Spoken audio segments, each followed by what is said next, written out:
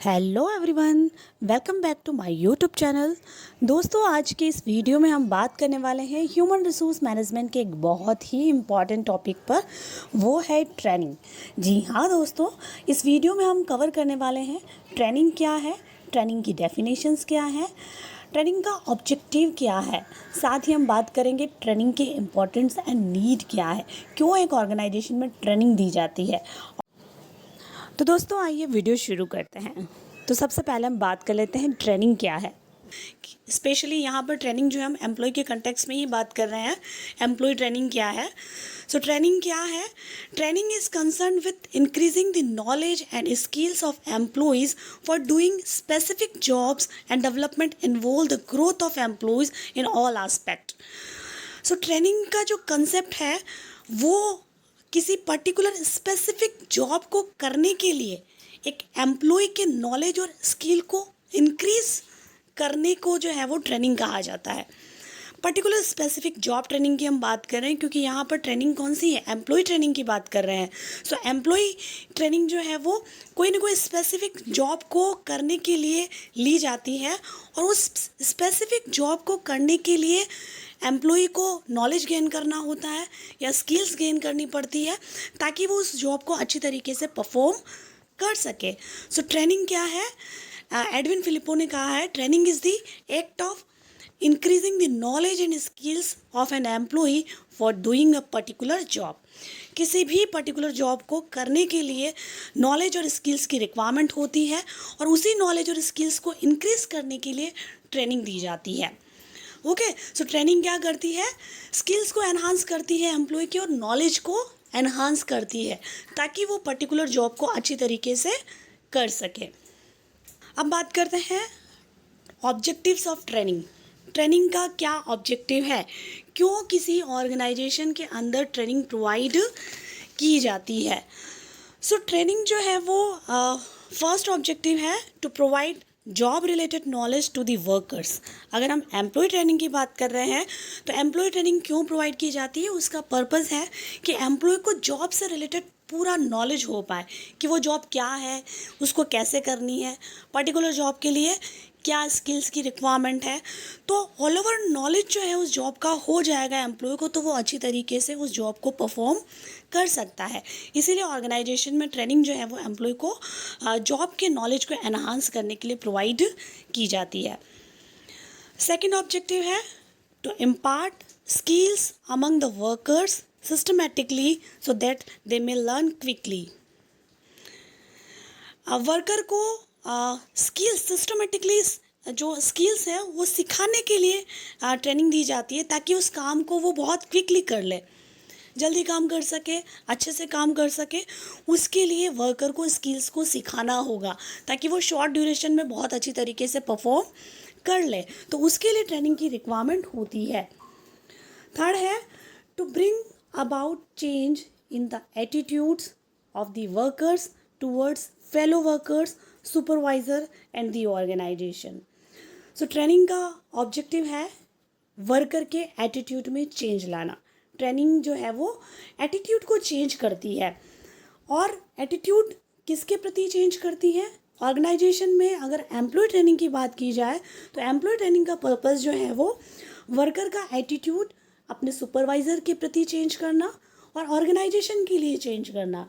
यानी एक वर्कर उस ऑर्गेनाइजेशन में अपनी ऑर्गेनाइजेशन में बहुत ही कमिटेड होकर काम करे, ऑर्गेनाइजेशन के विज़न की तरफ फोकस करे, और सुपरवाइज़र के साथ में और अपने कलीग जो फेलो वर्कर्स हैं उनके साथ में अच्छा रिलेशन रहे, उनके लिए पॉजिटिव एटीट्यूड रहे, उसको सिखाने के लिए जो है वो ट्रेनिंग दी जाती है। सो इंडस्ट्रियल रिलेशन के पर्पस से भी ट्रेनिंग बहुत ही इम्पॉर्टेंट है। यानी इंडस्ट्रियल रिलेशन में ह्यूमन रिसोर्स मैनेजमेंट का काम होता है कि उस ऑर्गेनाइजेशन के अंदर अच्छे रिलेशंस को इस्टेब्लिश करना।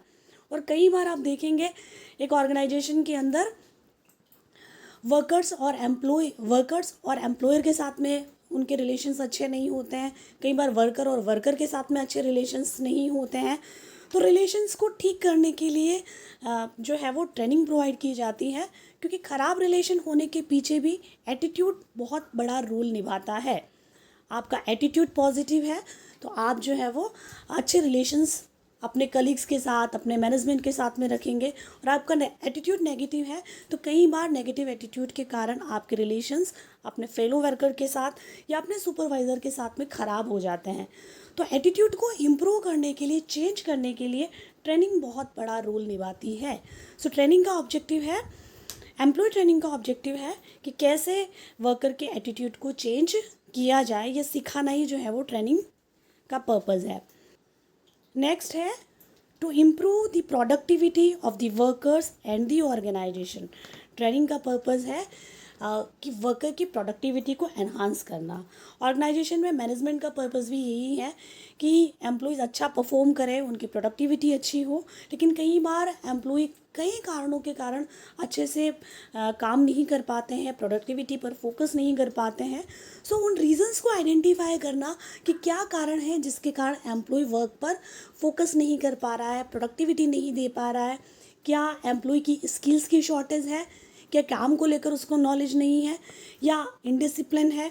तो जो भी रीज़न है उस रीज़न को आइडेंटिफाई करते हुए एम्प्लॉइज़ को ट्रेनिंग प्रोवाइड करना, क्योंकि थ्रू ट्रेनिंग ही हम एम्प्लॉय की प्रोडक्टिविटी को एनहांस कर सकते हैं। नेक्स्ट ऑब्जेक्टिव है to reduce the number of accidents by providing safety training to the workers. Employees को सेफ्टी ट्रेनिंग प्रोवाइड करके एक्सीडेंट के नंबर को रिड्यूस करना। हम जानते हैं कि इंडस्ट्री के अंदर जो वर्कर्स काम करते हैं वो बहुत ही हज़ार्डस प्रोसेस पे काम करते हैं, मशीनों पर काम करते हैं, और वहाँ काम करने के लिए वर्कर्स को सेफ्टी के बारे में नॉलेज होना ज़रूरी है, और सेफ्टी रूल्स और सेफ्टी इक्विपमेंट्स का यूज़ कैसे करना है इसकी जानकारी वर्कर को होना ज़रूरी है। और कई बार वर्कर्स जो है वो या तो सेफ्टी रूल्स की जानकारी नहीं रखते हैं, या सेफ्टी इक्विपमेंट्स का यूज़ कैसे करना है उसकी जानकारी नहीं रखते हैं, जिसके कारण जो है वो एक्सीडेंट हो जाते हैं। सो मैनेजमेंट की ड्यूटी है कि वो अपने वर्कर्स को सेफ्टी की ट्रेनिंग प्रोवाइड करे, और ये ट्रेनिंग जो है वो जो नए वर्कर्स आ रहे हैं उनको भी सेफ्टी की ट्रेनिंग प्रोवाइड करें, और ऑनगोइंग जो वर्कर्स काम कर रहे हैं उनको भी time to time safety training provide करना ज़रूरी है। क्योंकि कई बार नियम जो है वो वर्कर्स भूल जाते हैं। ह्यूमन बीइंग स्वभाव तो लापरवाह है, कई बार नियमों की जानकारी होने के बाद में भी वो भूल जाते हैं या नज़रअंदाज कर देते हैं। तो वहाँ पर उनको ट्रेनिंग प्रोवाइड करना ज़रूरी है, ताकि फिर ट्रेनिंग के थ्रू वो नॉलेज को गेन करें, रूल्स को याद करें और काम पर सही तरीके से परफॉर्म करें, ताकि एक्सीडेंट जो है वो कम होंगे। नेक्स्ट ऑब्जेक्टिव है to make the workers handle materials, machines and equipment efficiently, and thus to check wastage of time and resources. Workers जो है जो इंडस्ट्री के अंदर काम करते हैं, जो मशीनों पर काम करते हैं, कई बार उनको नॉलेज नहीं होता है कि मशीनों पर कैसे काम करना है, इक्विपमेंट का यूज़ कैसे करना है, मटेरियल्स को किस तरीके से हैंडल करना है। तो इसकी नॉलेज नहीं होने के कारण कई बार वेस्टेज ज़्यादा हो जाता है, रिसोर्स जो है वो कई बार ज़्यादा यूज़ में ले लिए जाते हैं और आउटपुट उतना आ नहीं पाता है।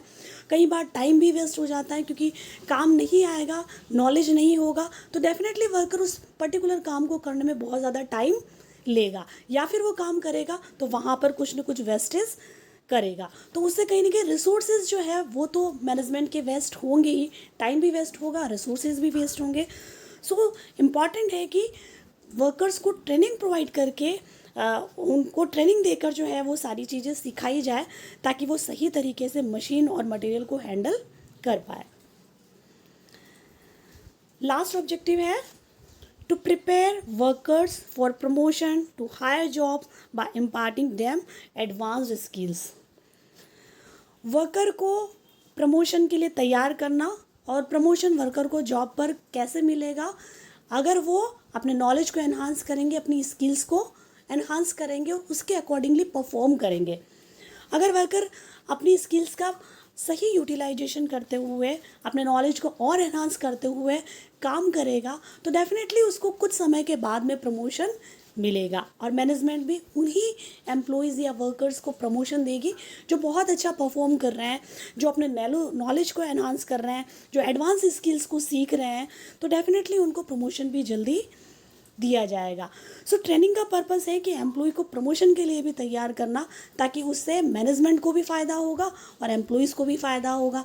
मैनेजमेंट जो है वो क्या कर सकती है, हाई लेवल की जो पोजीशंस है उसमें रिक्रूटमेंट करेगी, तो वो इंटरनल सोर्सेज का यूज़ करके अपने इंटरनल एम्प्लॉयज़ को प्रायोरिटी देगी, क्योंकि उन्होंने ही उन वर्कर को ट्रेंड किया है, तो वो वहाँ पर अच्छी तरीके से परफॉर्म कर पाएंगे। तो ये जो है वो सारे ट्रेनिंग के ऑब्जेक्टिव्स हैं। नेक्स्ट है need and importance of training. एक इंडस्ट्री के अंदर या ऑर्गेनाइजेशन के अंदर ट्रेनिंग की रिक्वायरमेंट क्या है या ट्रेनिंग के इम्पोर्टेंस क्या है, क्यों एक ऑर्गेनाइजेशन के अंदर मैनेजमेंट जो है वो ट्रेनिंग ऑर्गेनाइज करे। सो ट्रेनिंग का पहला बेनिफिट है हायर प्रोडक्टिविटी। डेफिनेटली मैनेजमेंट का ऑब्जेक्टिव यही है कि ऑर्गेनाइजेशन गोल को अचीव करना, और ऑर्गेनाइजेशन का गोल क्या होगा, प्रोडक्टिविटी को एनहांस करना। तो हायर प्रोडक्टिविटी हर मैनेजमेंट चाहता है, और प्रोडक्टिविटी एनहांस करने का एक बहुत बड़ा टूल जो है वो ट्रेनिंग है। आप अपने वर्कर्स को ट्रेनिंग प्रोवाइड करके ही उनको गाइड कर सकते हैं कि आप और प्रोडक्टिव काम कीजिए, अच्छा काम कीजिए, ताकि आपको भी बेनिफिट मिलेगा और हमारा ऑर्गेनाइजेशन भी ग्रो करेगा। सो फर्स्ट इम्पोर्टेंस था हायर प्रोडक्टिविटी। सेकंड है क्वालिटी इम्प्रूवमेंट। मैनेजमेंट को या इंडस्ट्री या ऑर्गेनाइजेशन को क्वालिटी इम्प्रूवमेंट करनी है प्रोडक्ट की, तो उसके लिए भी वर्कर को ट्रेनिंग प्रोवाइड करनी होगी कि कैसे वो क्वांटिटी के साथ में क्वालिटी के ऊपर भी फोकस करें। प्रोडक्ट क्वालिटेटिव होगा तो मार्केट में उनकी डिमांड और ज़्यादा होगी और उससे इंडस्ट्री को फ़ायदा होगा।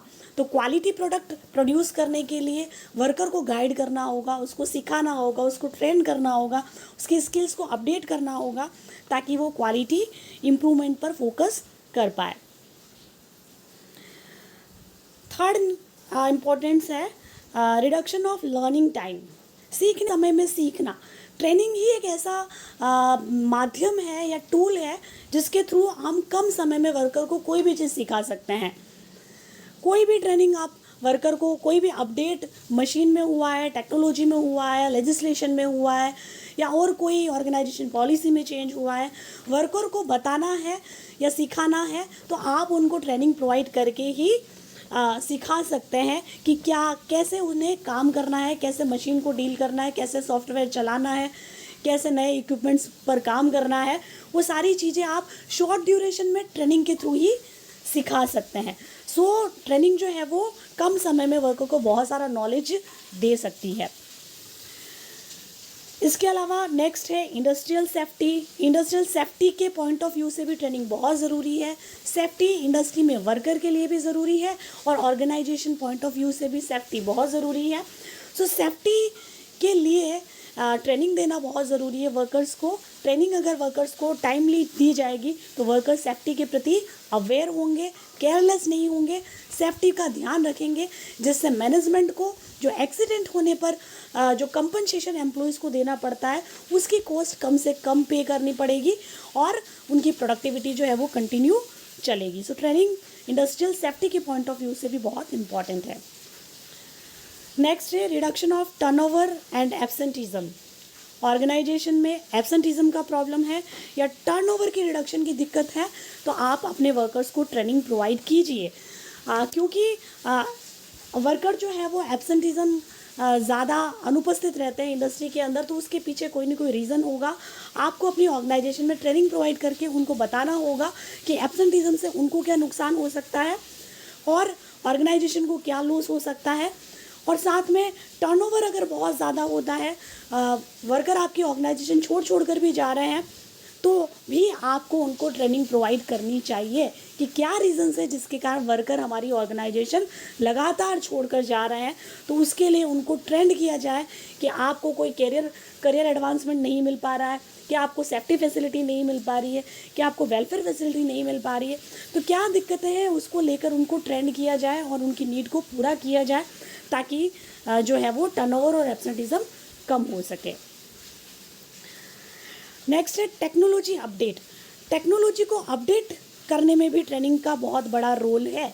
कोई भी नई टेक्नोलॉजी आई, अगर आपको अपने वर्कर्स को उस टेक्नोलॉजी पर काम करवाना है तो उसके लिए आपको वर्कर्स को ट्रेनिंग देनी होगी। और आर्टिफिशियल इंटेलिजेंस के दौर में तो ट्रेनिंग का और भी बहुत बड़ा रोल होता है कि नया कोई एआई टूल आया है और आपको अपने एम्प्लॉयज़ को सिखाना है, तो उसके लिए उनको अपडेट करने के लिए आपको अपने वर्कर्स को ट्रेनिंग प्रोवाइड करनी होगी। चाहे वो ट्रेनिंग टॉप लेवल के लोग हों, चाहे वो बॉटम लेवल पर वर्कर काम कर रहे हैं, उनकी कोई टेक्नोलॉजी या मशीन में चेंज हुआ है, उसको लेकर कोई अपडेट हुआ है, तो वो ट्रेनिंग भी आपको सिखानी होगी। तो ट्रेनिंग कई लेवल पर होती है, डिपेंड करता है कि किस तरह की टेक्नोलॉजी किस तरह के लेवल पर एम्प्लॉयज़ को रिक्वायर्ड है। And lastly effective management.